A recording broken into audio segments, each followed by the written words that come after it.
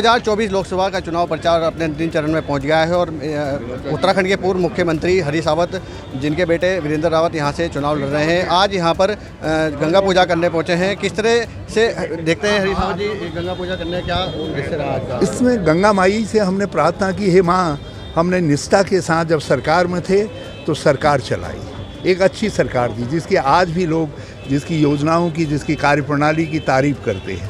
अपने घर के दरवाजे हर किसी के लिए, हर जन के लिए खोल करके रखे 24 घंटे।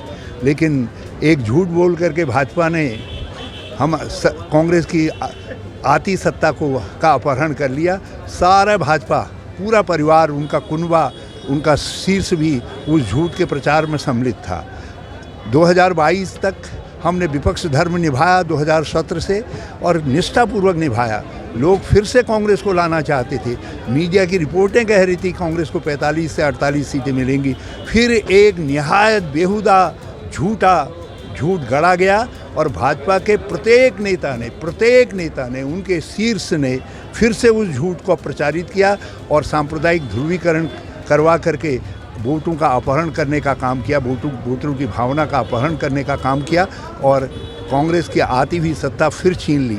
वो अपमान का घाव हमारे हृदय में है, हमारे शरीर में है, हमारी भावनाओं को उससे बड़ी चोट लगी है।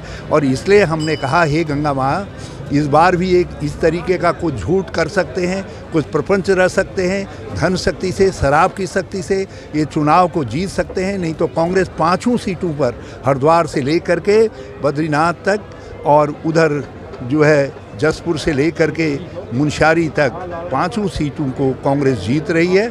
तो ये कांग्रेस की रक्षा करना, लोगों की भावनाओं की रक्षा करना, इनके झूठ को इस बार परवान मत चढ़ने देना। नहीं तो कोई सत्ता में ईमानदारी से सत्ता का संचालन नहीं करेगा जैसा मैंने किया, फिर कोई विपक्ष धर्म को उठाने के लिए उस तरीके से सड़कों पर नहीं कूदेगा जिस तरीके से हरीश रावत कूदा है। वीरेंद्र रावत जी भी मेरे साथ यहाँ पर मौजूद हैं। पूरा चुनाव प्रचार उन्होंने यहाँ पर किया। किस तरह का समर्थन जनता ने देखने में मिला इस बार आपको? जनता में आज बदलाव को लेकर बहुत उत्साह है और जनता बदलाव चाहती है, क्योंकि पिछले 10 वर्षों के ये डबल इंजन की सरकार से हमारे सभी वर्ग जो है त्रस्त हैं, चाहे अमीर हो, चाहे गरीब हो, चाहे किसान हो, चाहे मजदूर हो, चाहे सरकारी कर्मचारी हो, सभी वर्ग जो है बहुत त्रस्त है, महंगाई से परेशान है, बेरोजगारी से परेशान है और सब आशा भरी निगाह से राहुल गांधी जी की ओर देख रहे हैं।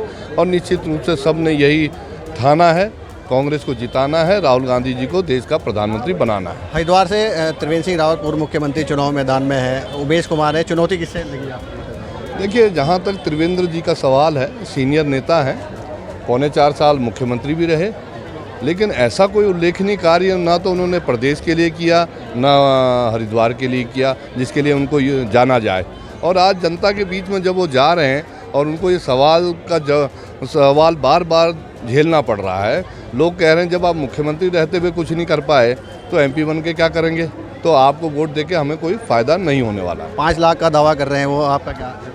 दावा करने के लिए कोई कुछ भी कर सकता है। 4 तारीख को जब रिजल्ट आएगा तब किसका दावा सही साबित होता है वो दिखाई देगा। यानी जो लड़ाई है रावत वर्सेस रावत, ये लड़ाई जो जनता बेरोजगारी के खिलाफ है, महंगाई के खिलाफ है, ये लड़ाई हमारे युवा जो बेरोजगार हैं ये उनकी लड़ाई है, क्योंकि आज हर घर में एक युवा बेरोजगार बैठा हुआ है। आज सवेरे ही मेरे पास मैं आकाशदीप रुड़की में रहता हूं, तो आसपास क्षेत्र के जो पूर्व रिटायर्ड लोग थे, जिसमें कर्नल आर्मी के काफ़ी लोग थे, जिनको ये माना जाता है कि वो भाजपा समर्थक हैं, लेकिन उन्होंने मुझे बड़ा आश्चर्यचकित किया जब उन्होंने कहा कि हम आपकी तरफ बड़ी आशा भरी निगाह से देख रहे हैं, राहुल जी की और बड़ी आशा भरी निगाह से देख रहे हैं, हमारे इन बच्चों को आप ही नौकरी दे सकते हैं। तो मैंने उनको गारंटी कार्ड जो हमारा है राहुल जी का वो दिखाया और मैंने कहा कि 25 से 30 लाख पद जो केंद्र सरकार में खाली पड़े हैं, सबसे पहले हम युवाओं को वो नौकरी देने का काम करेंगे।